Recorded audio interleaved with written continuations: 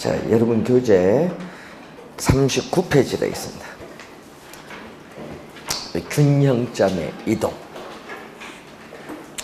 자, 시험 문제 또 우리 매년 출제를 하는 부분이 되겠습니다.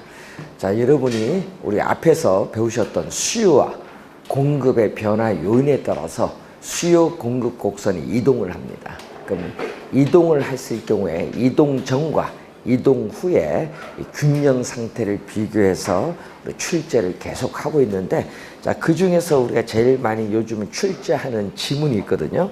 자, 40페이지 보시면은 거기 수요 공급이 동시에 변동하는 경우, 네, 이걸 뭐 여러분이 요거나 앞에 뭐 암기하는 건 아니고 요거는 진짜 그래프를 그려 보셔야 돼요.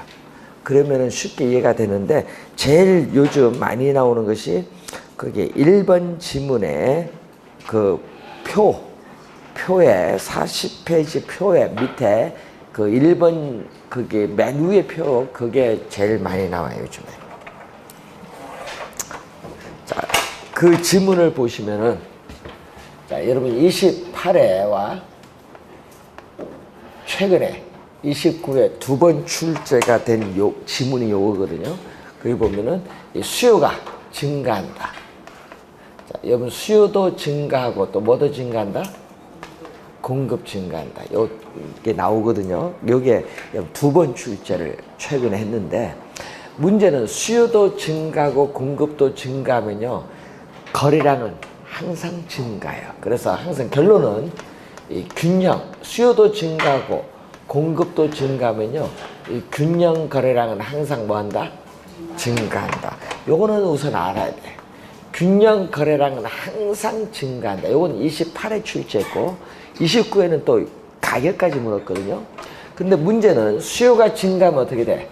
여러분 균형 상태에서 수요가 증가하면 가격은 상승하고, 또 균형 상태에서 공급이 증가하면 가격은 하락을 해요. 그렇기 때문에 이 수요의 증가폭, 또 공급의 증가폭에 따라 가격은 상승할 수도 있고 하락할 수도 있고, 또 변동폭이 같으면은 변화가 없다. 예? 그래서 균형 가격은 상승할 수도 있고 하락할 수도 있고, 변동폭이 같으면은 변화가 없을 수도 있다. 그 얘기예요. 그래서 균형 가격은 그 변화를 알 수가 없죠. 예, 변동폭에 따라, 수요와 공급의 변동폭에 따라 가격은 상승할 수도 있고 하락할 수도 있고 변화가 없을 수도 있기 때문에 균형 가격은 그 변화를 알 수 없다. 자, 요 지문을 여러분 28구회 시험에 출제를 했어요. 요거는 뭐 암기하려고 하지 마시고 우리가 그래프를 그려 보면 나중에 쉽게 이해가 돼요. 네? 자, 그래서 여러분이 우리 시험 문제 우리 많이 출제되는 부분이 이제 41페이지가 되는데, 자, 41페이지에 나오는 부분은 하여튼 시험에 많이 출제를 해요. 자, 그 중에서 우리가 시험에 많이 출제되는 부분이 이런 거거든요. 예를 들어서, 자, 시험 문제 많이 출제되는 걸 보면은 공급 곡선이 예를 들면 예를 든 거죠. 이렇게 완전 비탄력적 하면은 뭐가 된다? 수직선. 자, 완전, 제가 예를 하나 들은 거예요. 완전 비탄력적 하면은 수직선이에요. 그러면 수요 곡선이 이렇게 뭐다? 우하향하죠. 이게 바로 무슨 균형? 이게 최초의 균형. 자, 그러면 최초의 균형 상태인데, 만약에 수요가 증가하면 어떻게 돼? 수요가 증가하면 수요 곡선 자체가 뭐죠? 우측으로 이동을 하죠. 그러면은 어떻게 돼? 새로운 균형. 이 빨강과 공급이 만난 이 새로운 균형에서 가격은, 균형 가격은 최초의 균형에 비해서 가격은 상승하지만 거래량은 변화가 없다. 여러분, 거래량이, 공급량이 고정됐기 때문에 거래량은 변화가 없다. 균형 거래량은 불변이에요. 자, 이런 것을 그래프 그리면 바로 답이 나오거든요. 자, 그러면 만약에 이런 경우는 어떻게 돼? 이런 경우는 수요 곡선이 수평선일 때는 뭐죠? 완전 탄력적이다. 여러분 작년 시험에 요걸 출제를 했는데 수요 곡선이 완전 탄력적인 경우 이렇게 출제했거든요. 완전 탄력적이면 뭐다? 수평선 그래프 그려놓고 공급 곡선이 우상향하면 이게 최초의 뭐다? 균형. 그런데 작년 시험에 출제를 정답인데 뭐가 된다? 출제위원입니다. 출제위원 입장에서는 이렇게 출제한 거야. 공급이 증가하면 공급 곡선이 우측으로 이동을 해서 어떻게 돼요? 균형 거래량은 증가하고 가격은 변하지 않는다. 요거죠? 그럼 작년에 요걸 출제하는데 출제위원이 출제한 사람이 우리 경제학 전공이 아니야. 그러니까 어떤 문제를 했냐면은 수요가 완전 탄력적일 경우 공급이 증가하는 경우 이렇게 출제를 본인은 생각을 했는데 그렇게 안 하고 수요가 완전 탄력적일 경우에 수요가 증가하는 이렇게 출제한 거야. 그 사람은 뭐다? 경제 공부를 못한 사람이야. 왜? 그리고 공급 이렇게 요것만 보고 출제한 건데. 그러니까 어떻게 돼? 엄청 요거도 먹지. 경제 모르는 사람 출제하니까. 근데 본인이 우기는 거야. 자기는 요게 맞다. 야, 그래서 여기서 야 서울대 이창현 교수 불러와봐. 뭐라고 대답하냐? 모르면 좀 오케이 해줘야 되는데 정답 그거면 한 3,000명 더 합격할 건데. 아 수요가 완전 탄력적이면 수요가 무한대잖아요. 수요가 증가도 무한대지 뭐. 당연하지. 근데 그걸 출제를 했더니 날란 거야. 그러니까 경제 모르는 사람 출제해서 욕 엄청 얻어먹습니다. 그러면은. 그래서 내가 출제 전공 뭔가 물어봤더니 부동산학과 나와서 경제도 한 번도 안 배운 거야. 그러니까 그런 욕 얻어먹는 거야. 여러분 그 출제 잘못하면 골치 아픈 거예요. 이게. 문제는 우리가 출제를 했을 때 계산 문제 같은 경우는 뭐 하지만은 아까 그런 것처럼 우기면 골치 아픈 거야. 우리 출제위원이 10명인데 개로는 그 중에 2명이 이제 뭐가 들어가요? 여러분이 이의신청, 검토위원회, 선정위원 2명, 출전 2명, 그리고 또 밖에 외부 교수도 오는데 5사람이 다 오케이 해야 오케이 되는 거야. 한 사람 반대하면 안 돼. 이의신청 문제는. 이의신청 그 쉽지가 않아요. 그래서 작년에 어거지로 그걸 얘기한 거야. 아, 공급이나 이렇게 출제한다. 그냥, 야, 완전히 벽해. 그래서 작년 문제가 그게 하나 오류가 생겼어요. 작년 시험. 요거 출제하는데 출제를 미스한 거지, 어떻게 보면은. 그래서 엄청 요거도 뭐서 올해부터 출제원 빠집니다. 출제원도 돈 많이 받아요. 600만 원 받는데 그 출제 잘못하면 이제 아웃이지. 몇 명 치는데 25만 명 치는데. 그래서 여러분 출제 잘 해야 돼요. 잘못하면 큰일 나잖아.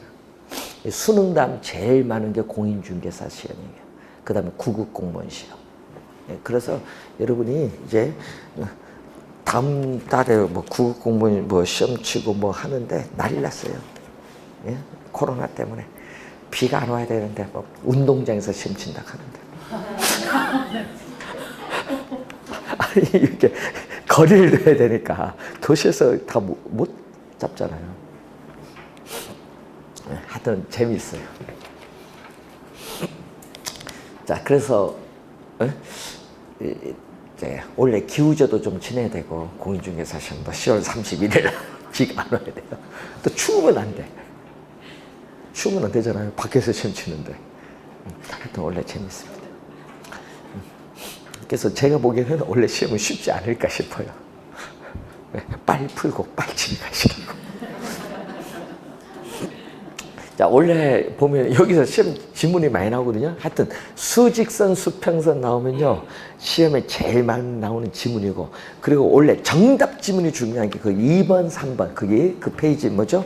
거기에 5번, 6번인가? 요 지문이 원래 정답 지문을 많이 물어요. 원래 시험 진짜 중요합니다. 근데 그림을 출제하는 게 아니잖아요. 말로 출제하지. 자, 그 5번 보시면요. 자, 저는 그림 그려드릴게요. 그 5번 보시면은 여러분 그림 보고 고개만 끄덕여서 이해가 되면은 오케이. 고개를 끄덕이면 오케이입니다. 그림 못 그려도. 공급 곡선이 기울기가 급하면 뭐죠? 이제는 확실히 잘 아시네요. 비탄력, 기울기가 완만하면은 탄력적이에요. 자, 지금 여러분이 그 5번 설명을 하고 있는데, 자, 수요와 공급 곡선이 만나는 점이 바로 뭐죠? 최초의 뭐다? 예, 이게 균형이에요. 자, 이 최초의 균형 상태에서, 자, 여러분이 수요가 증가하면 어떻게 돼요? 수요가 증가하면 가격은 오르죠. 예? 균형 상태에서 수요가 증가하면 가격이 올라요. 근데 가격이 얼마만큼 오르냐, 이걸 보는 거예요. 그럼 가격이 얼마만큼 오르겠어요? 수요가 증가하면 비탄력적은 우리 가격의 변화에 대해서 수요량이 민감하게 반응하지 않아요. 민감하게 반응하지 않다 보니까 가격은 더 많이 오르고 또 거래량은 민감하게 반응하지 않고 약간 증가해요. 근데 탄력적은 가격 변화에 민감하게 반응하기 때문에 가격은 약간 오르고 거래량은 민감하게 반응하니까 이렇게 대폭 증가를 해요. 되겠죠? 자, 그러면 수요가 뭐 한 경우? 이번은 감소하는 경우. 감소하는 경우도 마찬가지예요. 우리 비탄력적일 때는 가격이 더 크게 하락을 해요. 근데 감소폭은 가격 변화에 민감하지 않으니까 약간 줄어들어요. 근데 탄력적은 어떻게 돼? 탄력적은 가격 변화에 민감하니까 가격은 약간 하락하고 거래량은 대폭 줄어들어요. 그래서 요것은 이제 요걸 그림 못 그려도 되는데 항상 결론만 잘 암기해 두시면 되는데, 이 비탄력적, 시험에 제일 많이 나오는 지문이니까 비탄력적은 기울기가 뭐다? 급하다. 비탄력적은 하여튼 기울기가 급한데 비탄력적일수록 가격의 변화폭,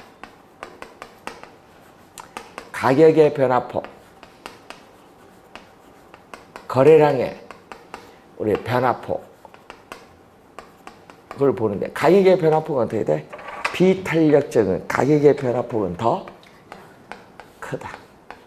여기는 반대로 거래량은 가격 변화에 민감하게 반응하지 않게 더 작다. 요건데 요것만 암기하면 돼. 또 탄력적은 요거 반대잖아요. 그래서 시험 지문에는 어느 거? 요게 제일 많이 출제, 위에 있는 거 지문. 그래서 올해 정답 지문 1순위가 됩니다. 그래서 요것만 알아도 혹시 한 문제 맞출 수 있어요. 잘 기억해 두세요. 말로 출제하니까, 그래프로 출제하는 게 말로 출제하기 때문에 하여튼 요 지문을 잘 알면은 한 문제 오히려 맞출 수도 있다. 원래 느낌이 와요. 출제될 것 같아요. 왜요? 안 될 것 같아요. 작년에도 느낌 와서 요거 5번 답인 것 같다 했는데 5번 답이 나왔거든요.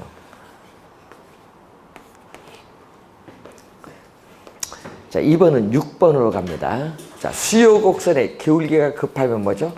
수요 곡선의 기울기가 급하면 비탄력적. 수요 곡선의 기울기가 완만하면 탄력적.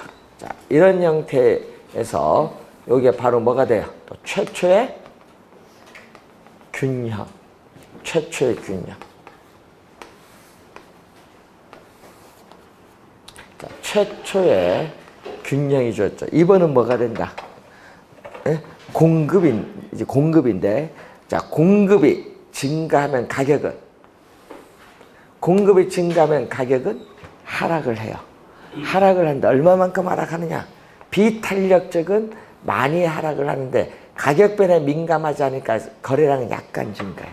근데 탄력적은 가격 변화에 민감하게 반응하니까 가격은 약간 하락하지만 거래량은 대폭 증가해. 탄력적은. 자, 공급이 뭐 하는 경우? 감소하는 경우는 가격은 상승을 하는데, 탄력적일 경우에는 어떻게 돼? 가격이 많이 상승하고 가격 변화에 민감하지 않으니까 거래량은 약간 감소해. 근데 탄력적은 가격 변화에 민감하니까 약간 상승하지만은 감소폭은 대폭 줄어들어. 이 얘기죠.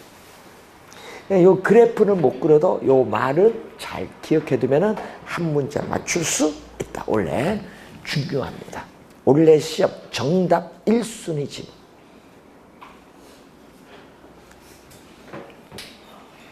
작년에 출제 안 했기 때문에 여기 2년 거치로 계속 나오다가 작년에 안 했기 때문에 원래 중요한 정답지문. 작년에는 여기서 정답 물었잖아요.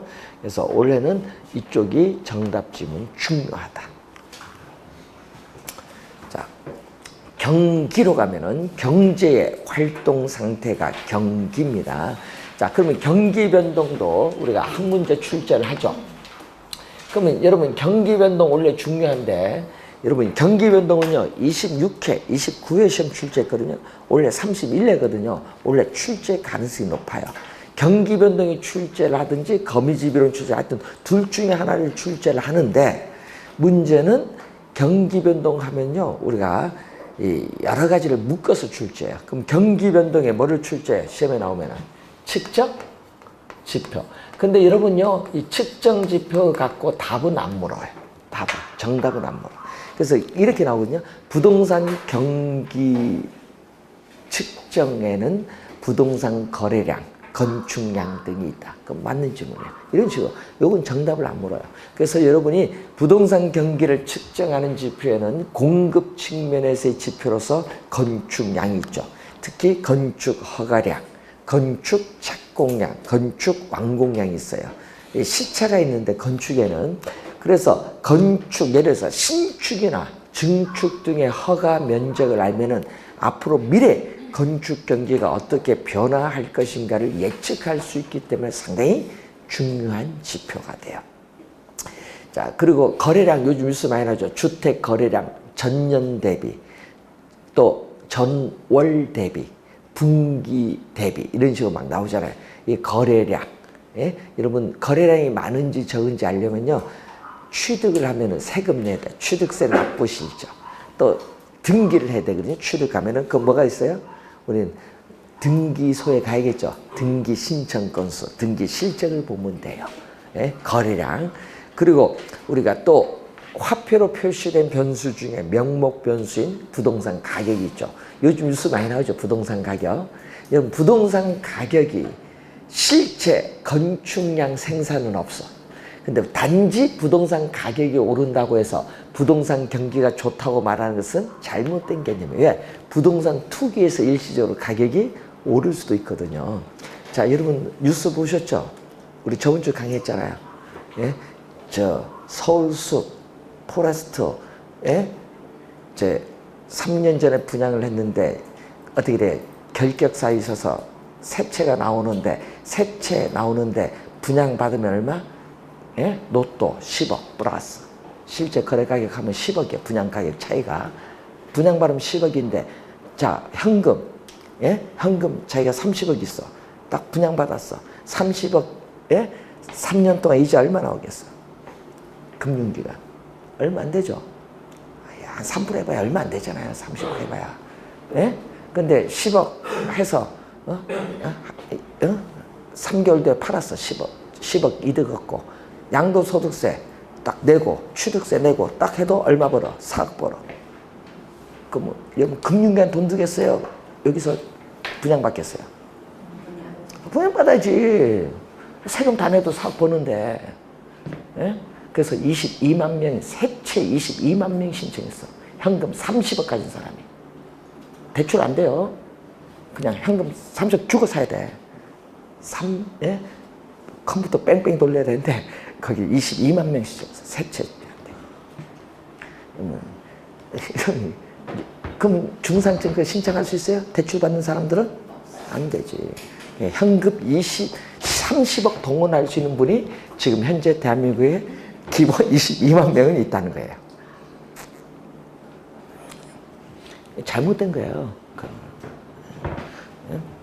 예? 대출을 받게 해줘야지 중상층.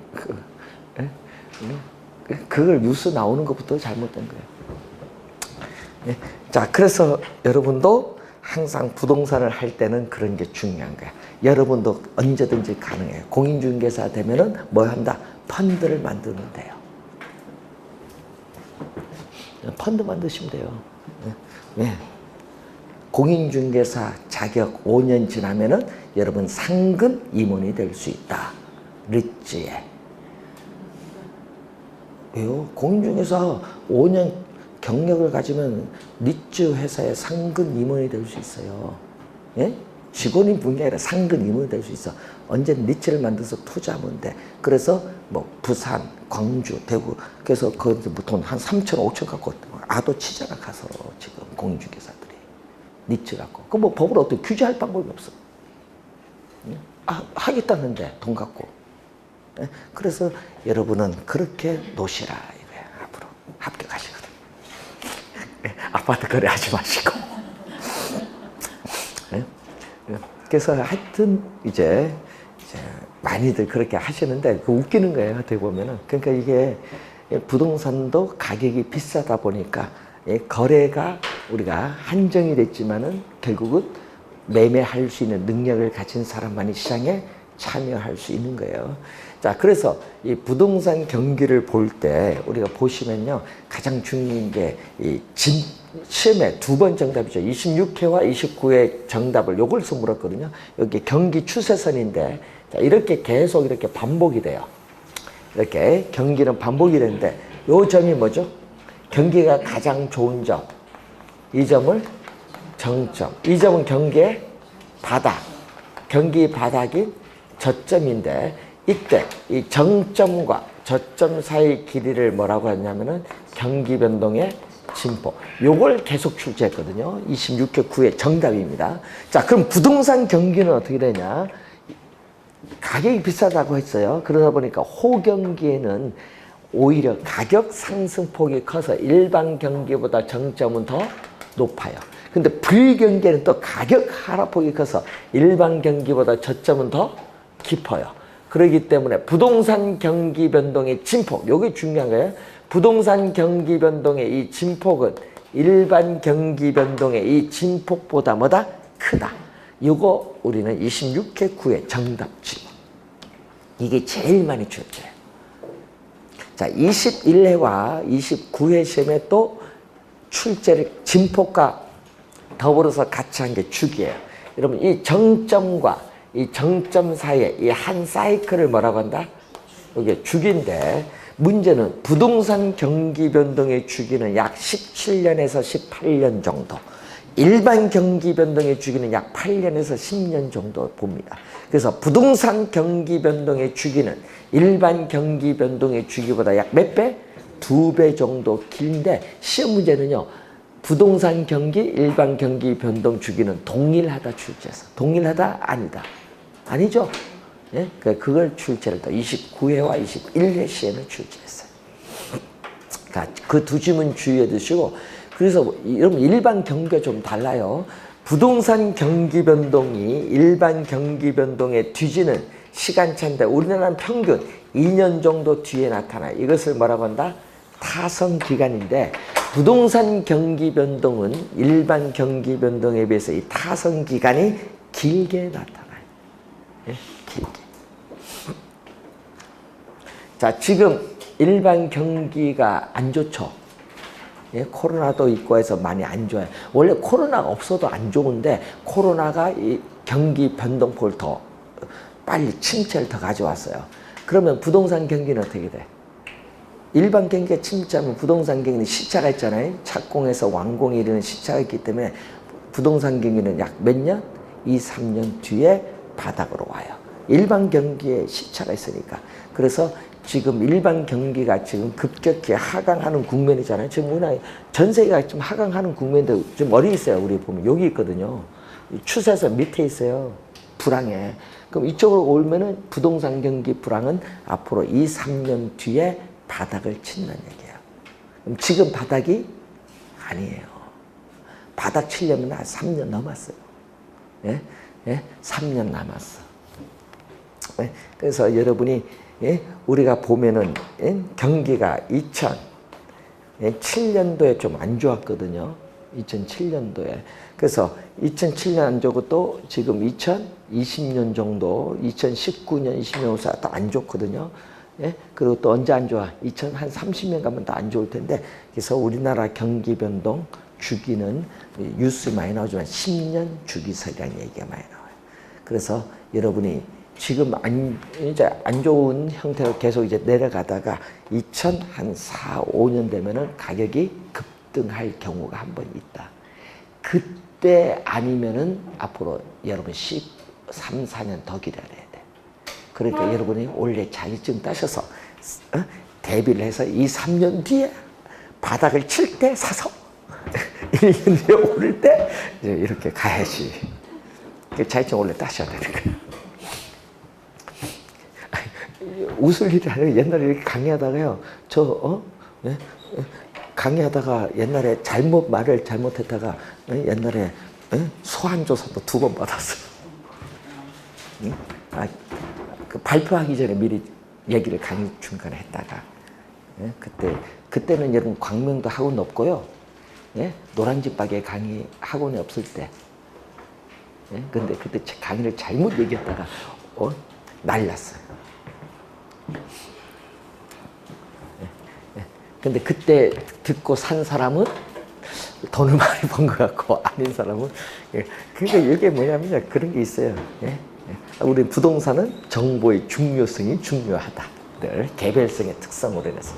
그래서 그런 것을 이제 보는데 한번 시험 문제 잘 보시고 또 시험 문제는요 최근에 보면은 아까 측정 지표가 중요한 게 아니라 아까 특징 그리고 요즘 최근에 정답은요 순환 국면에서 많이 물어. 그럼 순환 국면을 보면요 지금 요 그림을 다시 그리면은 이런 형태로 가요. 요게 바닥을 통해서 오는 무슨 국면? 회복. 그 다음에 요거는 뭐죠? 상향. 바닥을 여기 오면 후퇴. 요 상향이 호황입니다. 불황이 뭐죠? 하향. 이러한 몇 가지 국면, 4가지 국면으로 나타난 순환적 변동이죠. 자, 요 점선을 기준으로 경사는 여기가 급해요. 우경사 좌우 비대칭. 그래서 변동의 대칭성을 보면은 우경사 비대칭의 구조를 가진 게 바로 뭐냐? 회복 시장은 느리게 진행이 되고 후퇴는 빠르게 진행이 되기 때문에 그런 현상이 나타나요. 자, 그러면 요즘 여기서 이제 순환 국면에서 정답을 요즘 많이 묻는데 그러면 하향은 어떻게 돼요? 이 후퇴 국면이 지속적으로 하강에 가는 국면이죠. 일반 경기에 불황에 대응하는데 그래서 부동산 거래는 거의 일어나지 않아요. 드문 일어날 뿐. 그리고 문제는 과거, 시험 문제는 이거 중요한 거예요. 정답은 여기서 많이 물어요. 과거의 거래 사례 가격은 현재 새로운 거래에 보면 위에 있으니까 뭐다? 상한선. 이게 중요해요. 상한선 밑줄. 이게 중요한 거고 상한선이 되고 여기는 뭐가 돼? 가격이 하락을 해요. 그렇기 때문에 매도자는 빨리 매각을 하려고 하는데 매수자는 어떻게 돼? 늦게 살려고 했기 때문에 뭐에 중점을 둔다? 여기는 매수에 중점을 둔다. 매수에 중점을 두기 때문에 뭐가 중시한다? 매수자. 매수에 중점을 두기 때문에 매수자가 중시되는 형상이 나타난다. 이 말. 자, 그리고 하향시장에서는 건축 허가 신청 건수는 최소, 공실률은 뭐가 돼? 최대가 돼요. 그러다가 바닥을 통해서 올라가면 공실률은 점점 줄어들고 건축 허가 신청 건수는 뭐한다? 증가하고 가격도 서서히 오르기 시작해요. 그래서 회복 시장에서는 과거의 거래 사례 가격은 새로운 거래 비슷하면 뭐다? 기준 가격. 저점에 있으면 뭐다? 밑에 있으니까 하한선. 기준 가격이 되거나 하한선이 돼요. 그리고 여기는 가격이 오르기 때문에 매도자는 뭐다? 거래를 뒤로 미루려고 하고 매수자는 거래를 앞당기려는 경향이 있다 보니까 부동산 중개 전문 활동에서는 매도에 중점을 두는 뭐가 중시? 매도자가 중시되는 시장이 나타나요. 자, 이런 것을 좀 잘 보셔야 되겠고 또 가격이 지속적으로 상승하는 상향시장에 접어들면은 건축 허가 신청 건수는 최대, 공실률은 최소가 되죠. 중요한 거는요. 시험에 6번 출제해서 3번 정답입니다. 과거의 거래 사례 가격은 현재 새로운 거래 보면 밑에 있으니까 뭐다? 하한선. 이게 6번 출제해서 3번은 정답집. 진짜 중요한 집. 이걸 제일 많이 내는 것 같아요. 자, 그리고 정점을 통해서 내려오면 뭐다? 후퇴. 거래는 한산해지고 가격은 하락을 하고 공실률은 증가하고 이렇게 나오죠. 그럼 시험 문제 과거의 거래 사례 가격은 현재 보면 비슷하면 뭐? 기준 가격. 정점에 있으면 뭐다? 상한선. 상한선인데 25회는요 하한선으로 줄세요. 25회 정답이었어요. 기준 가격이 되거나 뭐가 된다? 상한선. 상한선. 시험에는 하한선으로 출제했어요. 그러니까 여러분 이런 것 시험에 정답을 많이 묻는데 주의해야 될 것은 이 순환적 우리가 이 국면 이외에 일반 상품 시장에는 존재하지 않고 부동산 시장만 존재하는 고유 시장이 있어요. 무슨 시장? 안정시장. 안정시장은 이렇게 가요. 부동산 가격이 이렇게 안정적이거나 약간의 가벼운 상승 정도는 가져오는 시장인데, 그래서 안정시장은 경기에 불황에 강한 유형의 부동산, 규모가 작고 위치가 좋은 주택, 역세권 내 소규모 점포 등은 경기 불황 시에도 가격이 상대적으로 안정이 됐기 때문에 유리해요. 경기에 불황에 강한 유형의 부동산이 존재하는 시장이 무슨 시장? 안정시장이에요. 그래서 과거, 여기 현재라면 과거의 거래 사례 가격은 현재 새로운 거래 보면 안정적으로 오다 보니까 어떻게 돼? 신뢰할 수 있는 거래의 기준, 밑줄. 신뢰할 수 있는 거래의 기준이 된다. 신뢰할 만하다.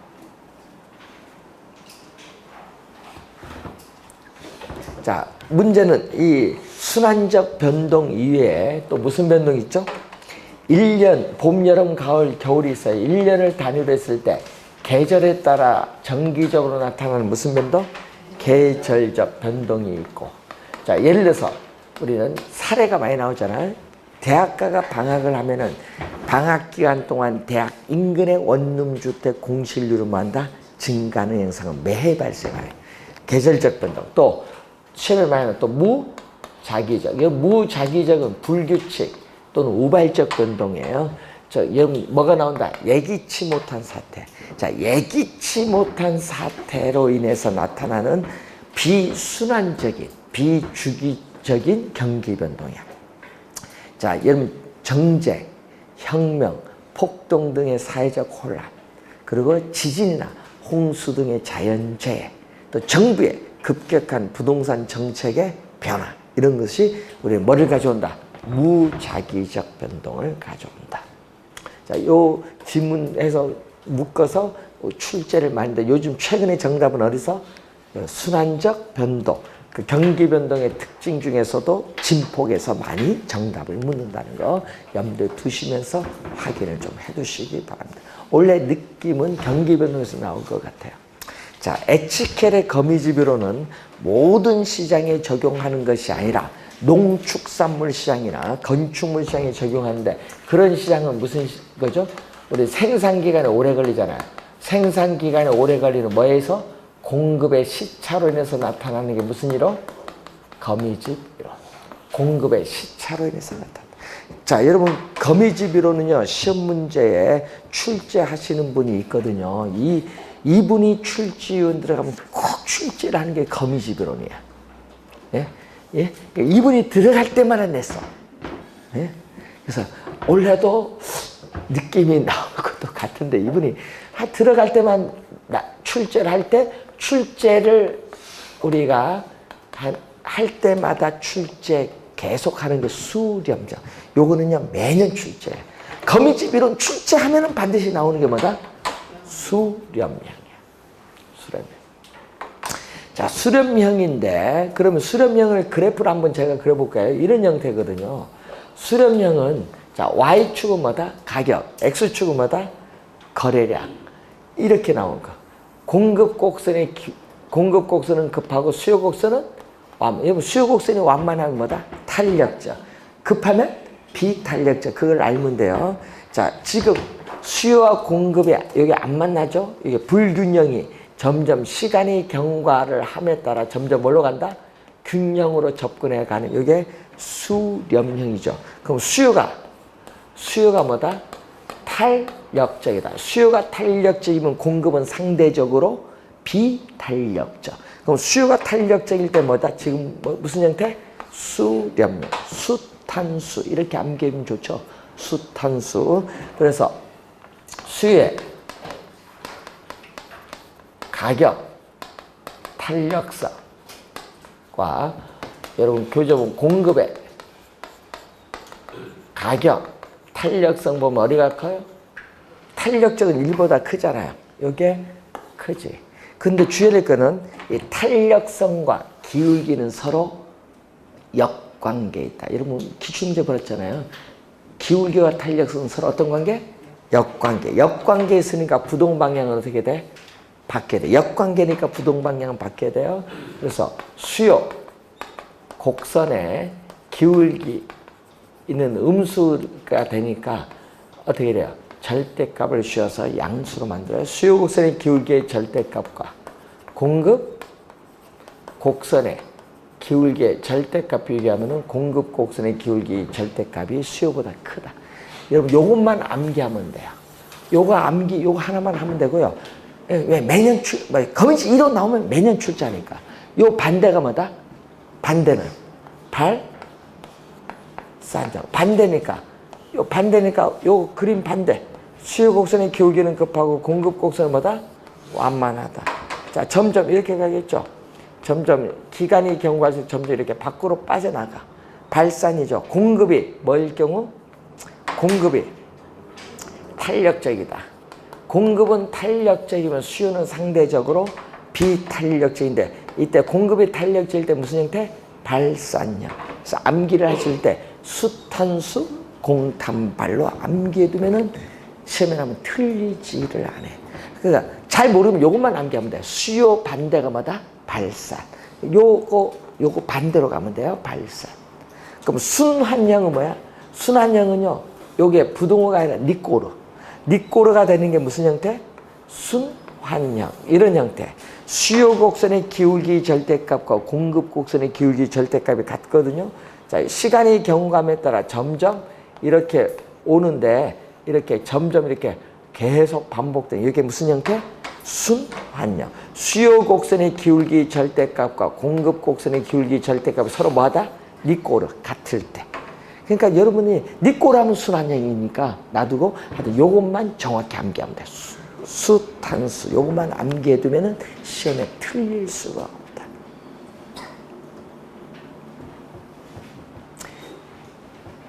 여러분 y 이꼬르 a 플러스 bx 기울기가 뭐예요?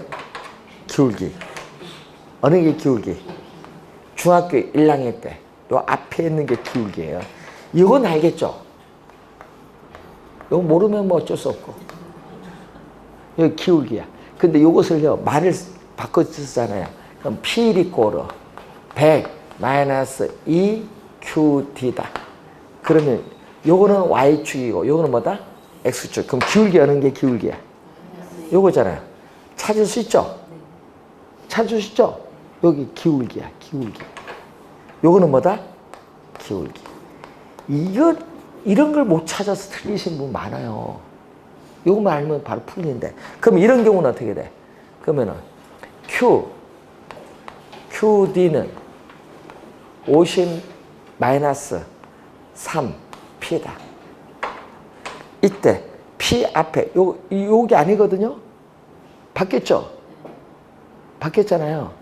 X, Y축. 이때 요 앞에 마이너스 3 요거 기울기 아니야. 아니에요. 요 기울기 아니에요. 이때는 여기 기울기 아니야. 바뀌었잖아요. 요것은 기울기와 탄력성은 서로 어떤 관계? 역관계. 요거는 탄력성이야. 근데 탄력성은 음수가 아니기 때문에 마이너스 3 하면 뭐를 만들어주면 돼? 절대값을 씌워서 뭘로? 플러스 3 이렇게 만들어주면 돼. 탄력성은 음수가 아니다. 가격 탄력성 음수가 아니니까 절대값을 씌워서 플러스 만들어주면 돼. 되겠죠? 요거는 뭐다? 기울기. 요거는 뭐다? 탄력성. 시험 지문에 나올 때 이런 숫자로 나올 때 잘 틀려요. 여러분이요. 기울기 탄력성 몰라서. 왜냐? 예? 요거는 언제? 왜 잘 틀리냐? 어려운 건 아닌데 요걸 몰라서 틀려요. 요거는 25회 시험에 출제했고 밑에는 언제? 29회 시험. 그러면 답 찾는데 5초도 안 걸리는데 요걸 몰라서 틀리신 분들이 많아.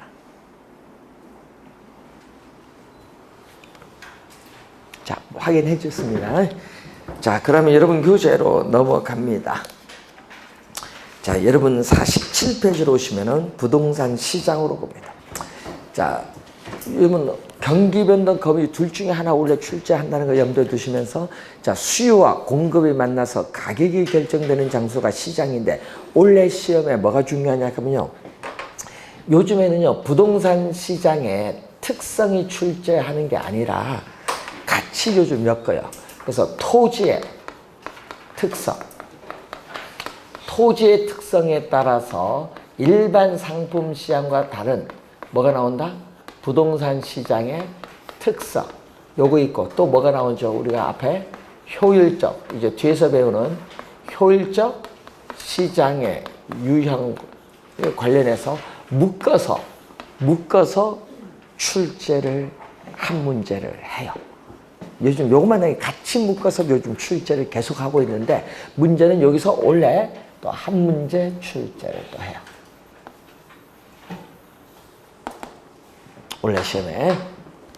여기는 어려운 내용이 아니고 개념만 정확히 알면 돼요. 자, 토지의 특성 중 뭐가 있어요? 부동성이죠. 자, 토지는 위치가 고정되어 이동하지 못하기 때문에 공간적 작용 범위가 일정 지역에 한정되는 경향이 있는 무슨 시장? 국지적 지역 시장을 형성한다. 이 지문을 제일 많이 출제하잖아요. 하여튼 국지적, 전국적, 광역적인 시장이 아니라 국지적, 지역 시장을 형성한다. 그래서 예를 들어서 여러분이 우리가 부동산 시장을 마케트라 하면 여러분이 용도에 따라서 주거용 부동산 시장, 상업용 부동산 시장, 공업용 부동산 시장을 이렇게 세분화시킬 수 있죠. 이렇게 용도에 따라 전체 부동산 시장을 여러 개의 시장으로 나누는 형상을 우리는 전문용어로 뭐라고 하죠? 시장의 분화라고 해서 분화로 인해서 무슨 시장? 부분 시장, 하위 시장이 형성돼. 요 각각의 시장, 요 각각의 시장이 하위 시장 또는 부분 시장. 요걸 번역한 거는요. 마케트 밑에 있는 걸 서브 마케트, 부분 시장, 하위 시장이라고 해요. 이게 형성이 된다. 자, 그리고 경우에 따라서는 부분 시장별로 시장의 불균형을 초래한다. 요거는 29회 시험에 출제했어요. 자, 예를 들어서요. 매매 시장과 전세 시장으로 나눌 때 전세 시장에서 전세 수요량은 많은데 공급은 적어요. 그럼 수요량과 공급량이 같지 않으면 뭐다? 불균형, 시장의 불균형을 초래할 수도 있다. 이 지문은 우리가 29회 시험에 또 출제된 지문. 자, 또 부동산에서 여러분 정책이론에서 또 배우죠. 우리는 토지는 위치가 고정됐기 때문에 그 토지를 둘러싼 외부 환경 조건의 영향을 받아서 토지 가치는 오를 수도 있고 내릴 수도 있다. 이걸 뭐라고 하죠? 외부성, 외부 효과가 발생하죠. 자, 여러분 다시 한번 복습. 정책 이론에서 외부 효과가 발생하면은 시장에서 자원이 비효율적으로 배분이 이루어지는 시장에 실패가 발생하기 때문에 정부가 부동산 시장에 개입을 하게 되는 근거, 이유를 제시해준다. 이 지문 벌써 3번 출제했어요. 또 주의를 많이 해두셔야 돼요. 자, 그리고 부동성. 이것도 한 4번 출제되고 한 2번은 정답으로 써요. 부증성, 또 개별성 등에 의해서 뭐가 나온다? 부동산에 대한 수요가 증가하더라도 바로 즉시 공급은 늘려줄 수가 없다. 수요 공급 조절이 뭐다? 곤란하죠. 왜? 공급에 뭐가 있다? 시차가 있어요. 공급에. 그래서 시험 지문에 이걸 출제하죠. 단기적으로 부동산 시장에서의 부동산 가격에 왜곡이 발생할 가능성이 높다. 이 지문을 제일 많이 출제. 많이 나옵니다. 좀 주의해 두셔야 돼요. 자, 그리고 또 개별성. 자, 여러분이 배운 용어 중에 또 뭐가 있다? 개별성으로 해서 물리적으로 동일한 토지는 오직 하나밖에 없어요.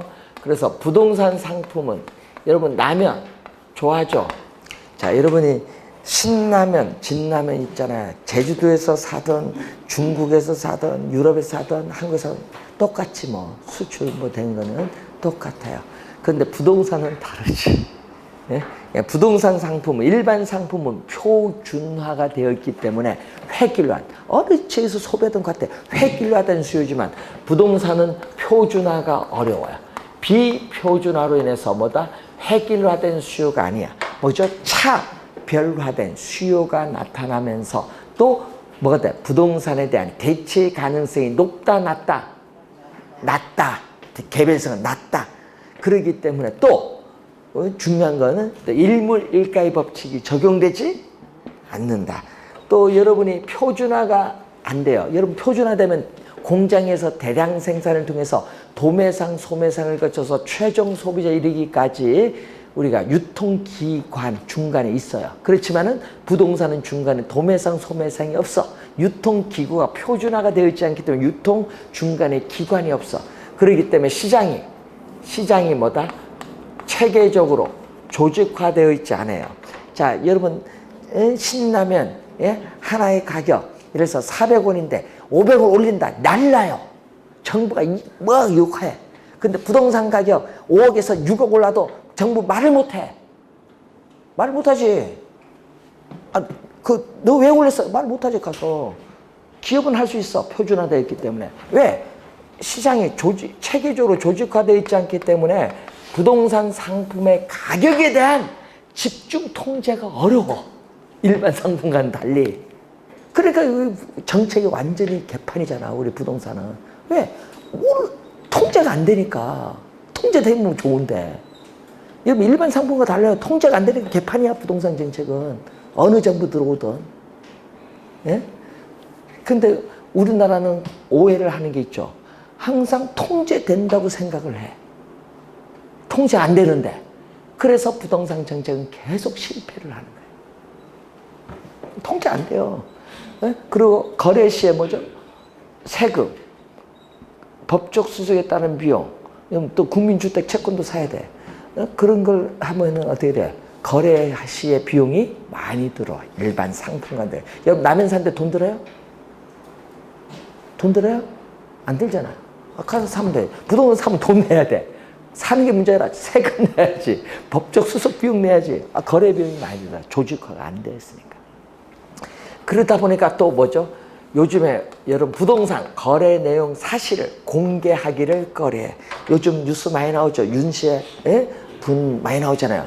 거래 내용 공개했어요, 안 했어요? 안 했지.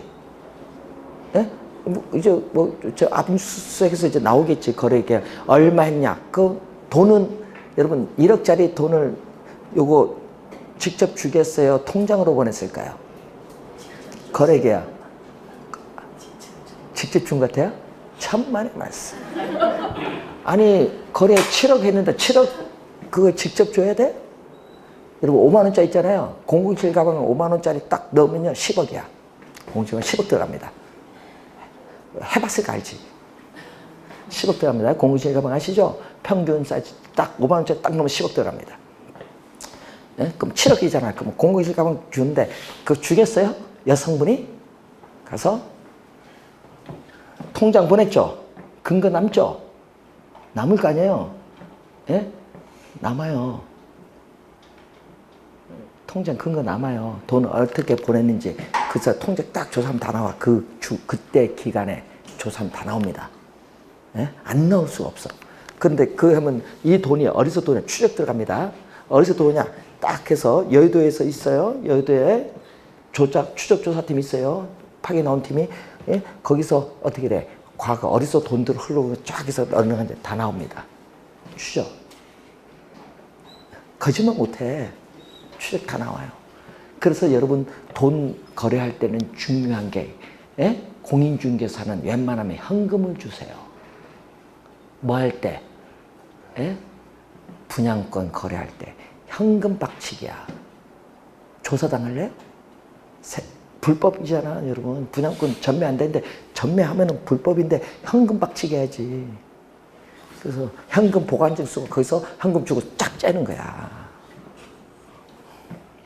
그걸 잘해야 여러분 돈 버는 거예요. 아시죠?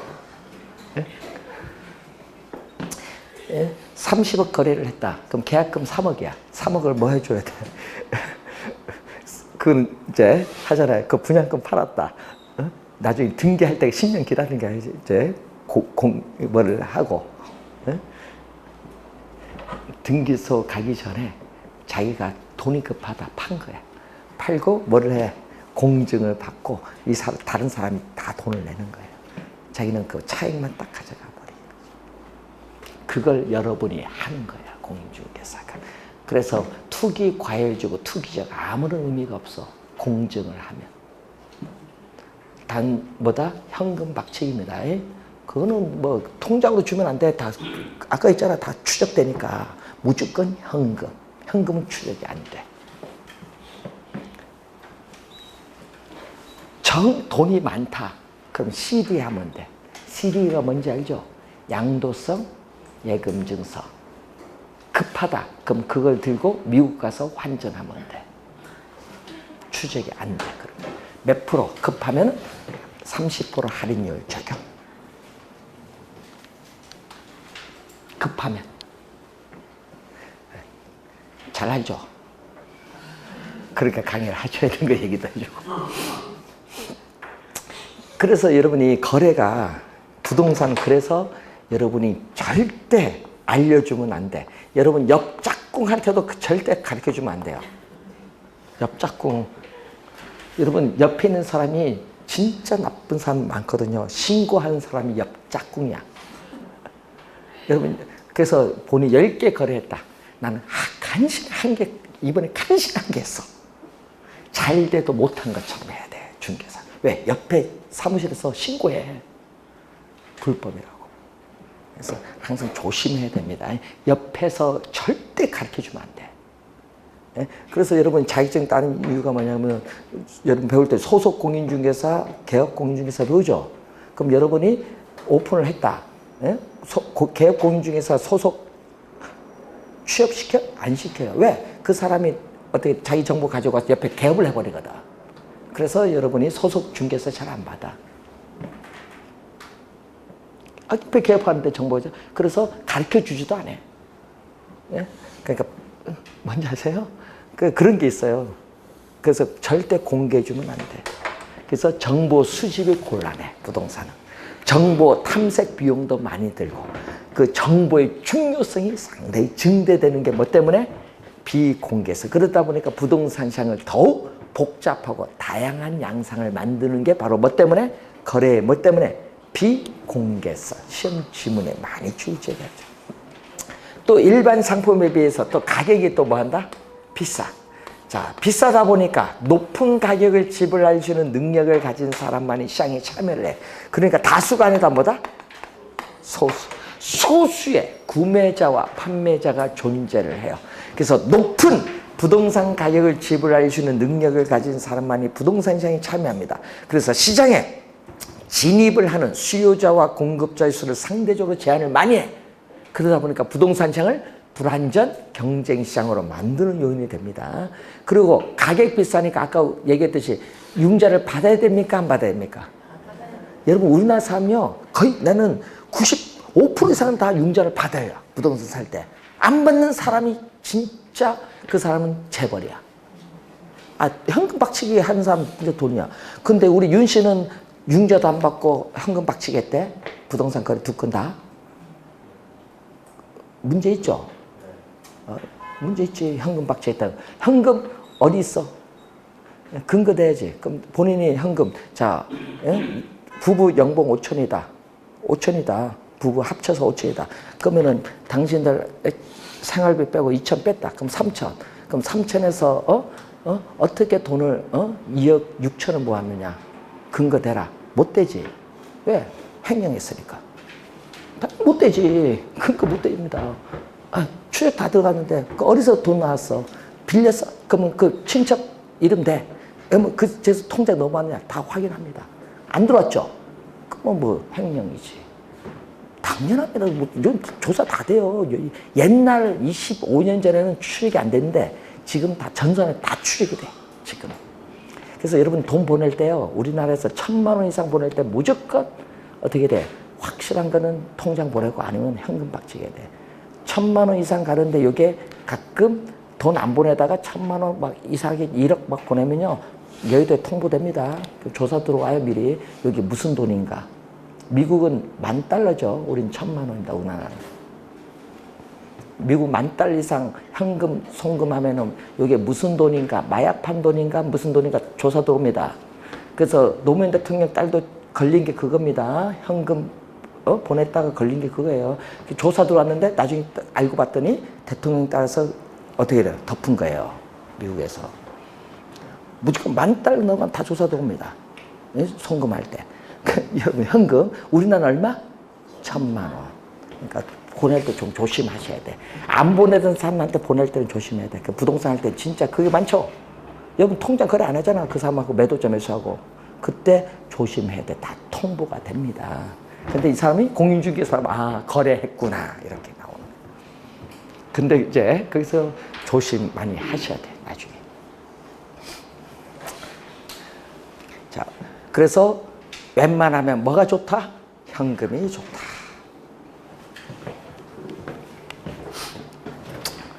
자, 그래서 부동산은요, 아까 자금 조달하는데 금리가 중요해. 여러분, 1억을 빌렸는데 금리가 5%와 2% 이자 비용이 다르죠. 1억일 때 5%는 얼마 내야 돼? 연간 500만 원 이자. 2%는 얼마? 200만 원. 그러면은 금리가 떨어지면 어떻게 돼? 1억 빌릴 걸 나는 500 내다가 200 떨어지면 2억 5천까지 빌릴 수도 있네? 그러면 대출금이 더 많아지면 부동산 사기가 더 쉬워지죠. 그런 얘기야. 금리가 영향 많이 주는데 그래서 지금 우리나라 금리가 몇 프로? 부동산 이거 중요합니다. 금리 몇 프로 현재? 한국은행 기준금리 예? 1.75? 1.25? 이제 나오는데 여러분 9월달 가니까 정부가 급격하게 요즘 세계 경기가 우리나라가 중요해. 세계 경기가 어려워서 앞으로 몇 프로 금리로 내려야 된다? 0% 금리가 돼야 된다. 예? 예? 외국 기관뿐만 아니라 우리나라 KD에서도 앞으로 한국은 0% 금리 시대로 간다. 제로 금리. 그러면은 은행에 돈 놔두면 손해죠. 뭘 사야 돼? 실물 자산, 금이나 부동산을 사야 되는 거예요. 그래서 여러분이 제로 금리 시대에 어떤 형상이 벌어지느냐 이게 중요한 거예요. 앞으로. 여러분 올 하반기 제로 금리 시대로 갑니다. 그때 어떻게 변하느냐 부동산 시장이나 금 시장이. 그래서 요즘 부동산은 실물 자산, 금도 실물 자산, 석유도 실물 자산, 화폐로 표시된 은행 예금, 정기적금, 정기예금 뭐 이런 건 다 무슨 자산? 예? 금융자산. 그래서 실물 자산과 금융자산이 0%의 시장 변화가 엄청나요. 그걸 잘 확인을 해 두셔야 됩니다. 여러분 중개사는 그걸 알아야 돼요. 네. 질문을 많이 합니다.